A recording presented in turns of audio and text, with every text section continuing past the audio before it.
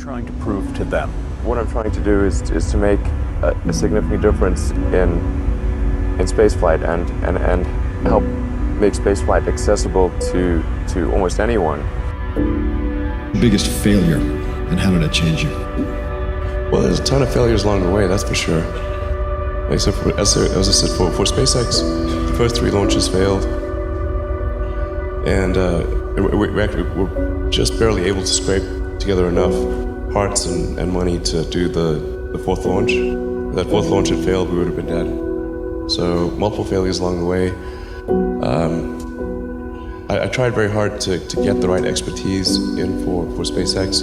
I tried hard to find a great chief engineer for the rocket, but the good chief engineers wouldn't join, and the bad ones, well, there was no point in hiring them. So I ended up being chief engineer of the rocket.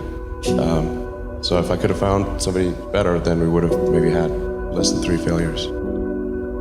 That 3rd failure in a row, did you think, I need to pack this in? Never. Why not? I don't ever give up.